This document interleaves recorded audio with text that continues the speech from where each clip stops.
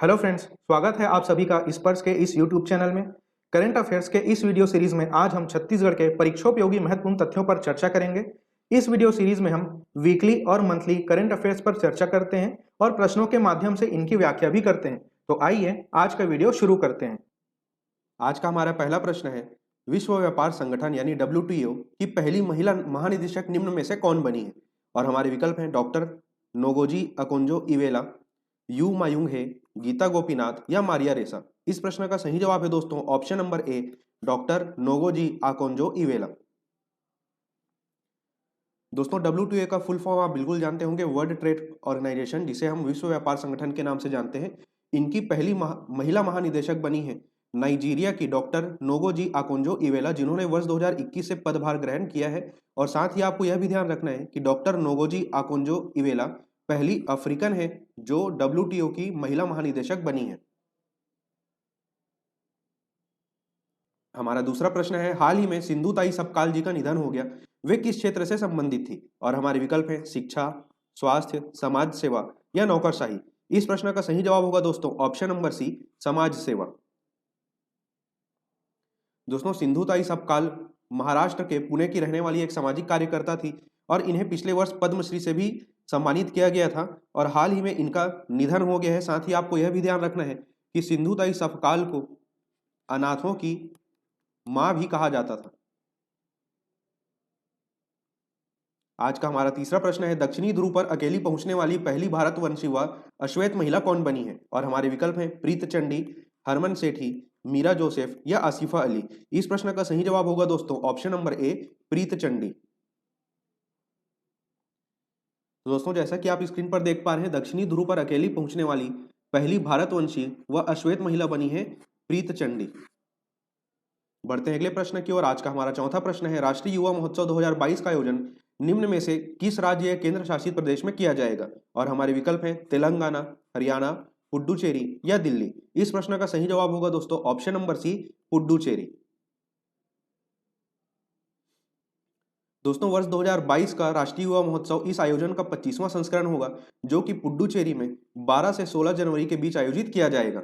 बढ़ते हैं अगले प्रश्न की ओर। आज का हमारा पांचवा प्रश्न है, हाल ही में $3 ट्रिलियन मार्केट वैल्यू वाली दुनिया की पहली कंपनी कौन बनी है? और हमारे विकल्प हैं एप्पल, जियो, मेटा या टाटा। इस प्रश्न का सही जवाब होगा दोस्तों ऑप्शन नंबर ए, एप्पल। दोस्तों एप्पल कंपनी के सीईओ का नाम भी आपको ध्यान रखना है, तो एप्पल कंपनी के सीईओ के तौर पे आप टिम कुक का नाम ध्यान में रखेंगे। बढ़ते हैं अगले प्रश्न की ओर। हमारा छठवां प्रश्न है, देश का पहला 100% LPG कवरेज करने वाला और धूम्रपान मुक्त राज्य निम्न में से कौन बना है? और हमारे विकल्प हैं दिल्ली, मुंबई, गुजरात या हिमाचल प्रदेश। इस प्रश्न का सही जवाब होगा दोस्तों option number D, Himachal Pradesh. दोस्तों आप सभी को बिल्कुल ज्ञात ही होगा कि गरीबी रेखा से नीचे की महिलाओं को स्वच्छ ईंधन प्रदान करने के लिए केंद्र सरकार के द्वारा प्रधानमंत्री उज्ज्वला योजना शुरू की गई थी, जिसके बाद राज्य सरकार ने इसी के समान एक योजना जिसका नाम था हिमाचल गृहिणी सुविधा योजना, जो कि 2018 में शुरू की गई थी। इस योजना के तहत प्रधानमंत्री उज्ज्वला योजना के बाद बचे हुए घरों को कवर करने में सहायता प्राप्त हुई, जिसके कारण Himachal Pradesh 100% LPG gas coverage देने वाला देश का पहला राज्य बन गया है। बढ़ते हैं अगले प्रश्न की ओर। हमारा सातवां प्रश्न है, देश का पहला मानव अंतरिक्ष मिशन किस वर्ष लॉन्च किया जाएगा? और हमारे विकल्प हैं 2022, 2023, 2024 या 2025। इस प्रश्न का सही जवाब है दोस्तों ऑप्शन नंबर ए, 2022। दोस्तों देश का पहला मानव अंतरिक्ष अभियान जो वर्ष 2022 में लॉन्च किया जाएगा इसका नाम है गगनयान। बढ़ते हैं अगले प्रश्न की ओर। हमारा आठवां प्रश्न है, निम्न में से किन्हें UN आतंकवाद विरोध समिति का नया अध्यक्ष नामित किया गया है? और हमारे विकल्प हैं समर सेन, राजेश्वर दयाल, TN तिरुमूर्ति या BN चक्रवर्ती। इस प्रश्न का सही जवाब होगा दोस्तों option number C, TN Tirumurti. दोस्तों TN तिरुमूर्ति जी को मई 2020 में यूनाइटेड नेशन में भारत के स्थायी प्रतिनिधि के रूप में नियुक्त किया गया था और भारत 22 जनवरी 2022 को UNSC आतंकवाद रोधी समिति की अध्यक्षता करेगा और इस समिति के अध्यक्ष के रूप में TN तिरुमूर्ति जी को नामित किया गया है। दोस्तों आपको यह भी ध्यान में रखना है कि यूनाइटेड नेशन में इस समिति का गठन सितंबर 2001 में किया गया था और भारत ने सर्वप्रथम वर्ष 2012 में इस समिति की अध्यक्षता की थी।